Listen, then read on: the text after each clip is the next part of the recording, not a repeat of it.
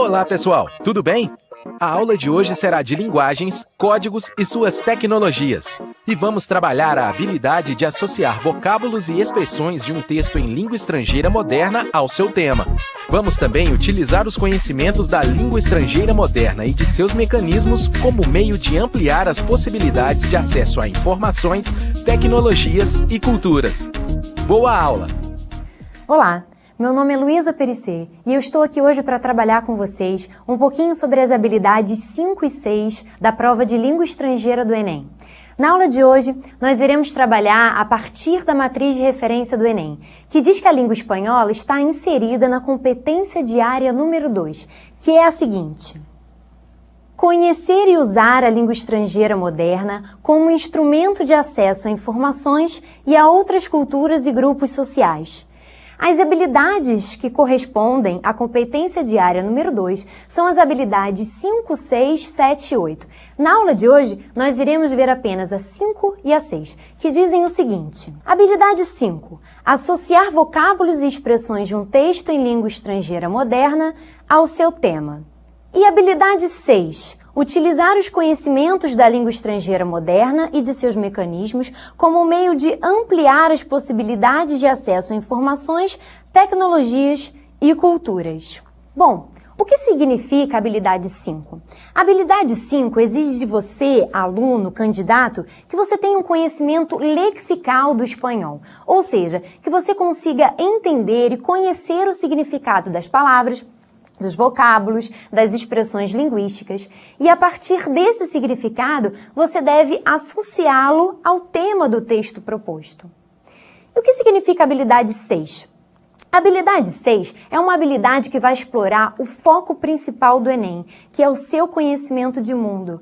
Além de explorar o que você conhece a respeito daquele tema, a habilidade 6 vai te proporcionar um maior conhecimento de mundo, vai te proporcionar um conhecimento muito importante acerca de informações, de novas tecnologias e principalmente acerca da cultura dos países que falam espanhol. O que é fundamental a gente entender é que a prova do Enem é uma prova que foca bastante esse tipo de conhecimento, aquilo que você sabe da vida, as suas informações, que tipo de notícia você conhece, se você está atualizado, se você está informado, ok? E a língua espanhola, ele é fundamental nesse processo, porque a língua espanhola ela serve para comunicação. Mais do que tudo, quando a gente se propõe a estudar espanhol, a gente tem que saber que é uma língua, é um instrumento vivo, é um instrumento de códigos vivos, que está o tempo inteiro se modificando, o tempo inteiro se renovando, criam-se novas palavras, criam-se novas expressões, criam-se gírias, certo? E isso tudo é importante que você leve em consideração na hora de fazer a prova do Enem. A língua, sendo um instrumento vivo, ela vai servir para o teu dia a dia, para a tua forma de comunicação. Se você, por exemplo, precisar pegar um ônibus, ou se você, por exemplo, precisar escrever um e-mail a algum amigo, ou se você for simplesmente ler o manual de algum aparelho eletrônico que você tenha comprado ou que você tenha ganhado, tá? Então, o básico para você realizar bem uma prova do Enem é manter-se atualizado sempre e ler bastante.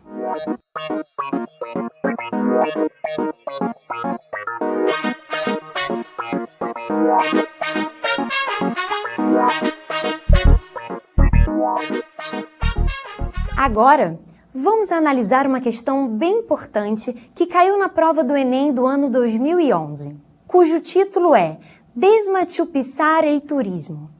Quando você encontrar esse texto, você vai ver que ele é um texto relativamente pequeno, ele tem apenas 2 parágrafos. E já de cara, ele apresenta um título que causa uma certa dúvida. Desmachupiçar el turismo? O que significa desmachupiçar? Você sabe o que significa? Se você prestar atenção, desmachupiçar é uma palavra que está entre aspas aí no seu título, do seu texto. Se essa palavra está entre aspas, pode ser que ela apresente um significado bem especial, bem específico nesse texto. E é o que a gente vai descobrir agora. Es ya un lugar común escuchar aquello de que hay que desmachupizar el turismo en Perú y buscar visitantes en las demás atracciones, y son muchas que tiene el país. naturales y arqueológicas, pero la ciudadela inca tiene un imán innegable. La Cámara Nacional de Turismo considera que Machu Picchu significa el 70% de los ingresos por turismo en Perú, ya que cada turista que tiene como primer destino la ciudadela inca visita entre 3 y 5 lugares más: la ciudad de Cusco, la de Arequipa, las líneas de Nazca, el lago Titicaca y la selva, y deja en el país un promedio de $2.200, unos 1.538 euros. Carlos Canales, presidente de Canatur, señaló que la ciudadela tiene capacidad para recibir más visitantes que en la actualidad, un máximo de 3.000, con un sistema planificado de horarios y rutas, pero no quiso avanzar una cifra. Sin embargo, la UNESCO ha advertido en varias ocasiones que el monumento se encuentra cercano al punto de saturación y el gobierno no debe emprender ninguna política de captación de nuevos visitantes, algo con lo que coincide el vice-ministro Roca Rey. Sempre que você for ler algum texto, é importante que você leve em consideração 2 detalhes. O primeiro detalhe: a sua leitura deve ser feita direta, sem nenhum tipo de interrupção. Pode ser que haja uma ou outra palavra que você não entenda o significado, mas nessa sua primeira leitura isso não vai importar.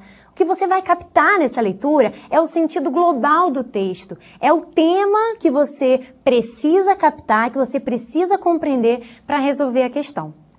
O segundo detalhe importante é que pode ser que haja uma ou outra palavra que você não entenda no texto, ok, mas essa palavra ela pode ser aclarada na hora da questão, porque o texto no Enem ele é em espanhol, mas as questões estão em português. Então você tem um enunciado da questão em português e você tem as opções em português. Então pode ser que uma dessas palavras que você não tenha entendido o significado sejam aclaradas agora neste momento. Vamos partir então para a questão? A reportagem do jornal espanhol mostra preocupação diante de um problema no Peru, que pode ser resumido pelo vocábulo desmachupizar, referindo-se...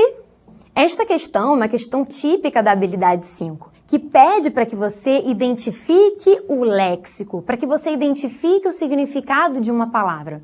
A gente não sabia até então o que significava desmachupizar, mas através da leitura do texto, a gente percebeu que esse problema do qual fala o texto é que existem muitos turistas na cidade de Machu Picchu. A gente precisa, além de ler o texto, conhecer, saber que Machu Picchu é uma cidade que está localizada no alto de uma montanha no Peru. Você precisa saber também que é Patrimônio Mundial da Humanidade da Unesco. Tudo isso são informações importantes para você poder construir o significado, né? E saber também que essa cidade é símbolo do Império Inca.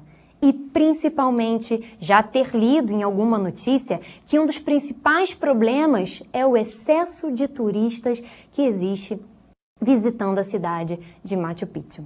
Por isso, ao ler o texto, a gente vê passagens como a cidadezinha tem um imã inegável, então é esse imã que atrai os turistas, né, para sua visitação. E no finalzinho do texto, no segundo parágrafo, a gente vê o seguinte argumento, né?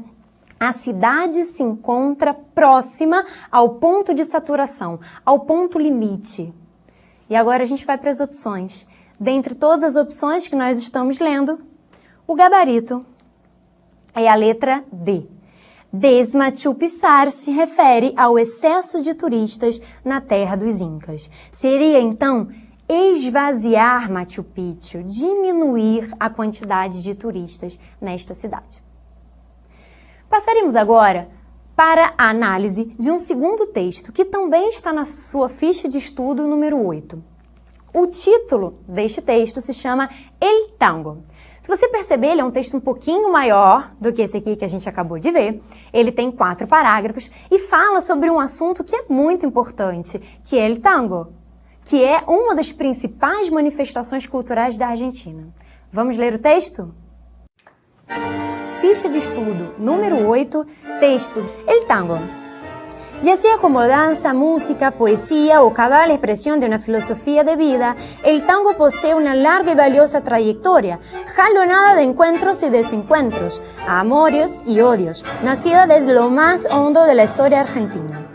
El nuevo ambiente es el cabaret, su nuevo cultor, la clase media porteña, que ameniza sus momentos de diversión con muchas composiciones, sustituyendo el carácter malevo del tango primitivo por una nueva poesía más acorde con las concepciones estéticas provenientes de Londres y París. El tango se anima incluso a traspasar la frontera del país, recalando en lujosos salones parisinos, donde es aclamado por públicos selectos, que adhieren entusiastas a la sensualidad del nuevo baile. Ya no es privativo de los bajos fondos porteños, ahora se escucha y se baila en salones elegantes, clubs y casas particulares. El tango revive con juveniles fuerzas en agirronadas versiones de grupos rockeros, presentaciones en elegantes reductos de San Telmo, Barracas y La Boca, y películas forráneas que lo divulgan por el mundo entero. Sobre esse texto, nós temos informações importantes, para prestar atenção, como, por exemplo, tango, manifestação cultural da Argentina. Ele diz que o tango era primitivo, ou seja, o tango ele nasceu nos subúrbios de Buenos Aires. E, como o próprio texto diz, ele acabou ultrapassando as fronteiras do seu país e acabou conquistando os grandes e altos salões de Paris. Ele diz no texto também que o tango foi aclamado por públicos selectos. Então o tango conseguiu transpassar esta barreira, que era apenas dançado por homens ou prostitutas, apenas nos bordéis e nos cabarés, e começou a conquistar o mundo. Portanto, vamos à questão. Sabendo-se que a produção cultural de um país pode influenciar, retratar ou inclusive ser reflexo de acontecimentos de sua história, o tango, dentro do contexto histórico argentino, é conhecido por... Nós temos aqui a alternativa C, sobreviver e se difundir, ultrapassando as fronteiras do país. Seria interessante que depois da nossa aula de hoje, você pudesse ler um pouquinho mais sobre a história do tango, sobre a cultura da Argentina e também sobre a cultura de outros países. Tudo isso, todas essas informações vão contribuir para que você realize muito bem a prova do Enem. Dicas: primeiro lugar, leia bastante. Segundo lugar, mantenha-se sempre informado. Até a próxima! Para desenvolver melhor essas habilidades, consulte a ficha de estudo número 3. Bom estudo e até a próxima aula!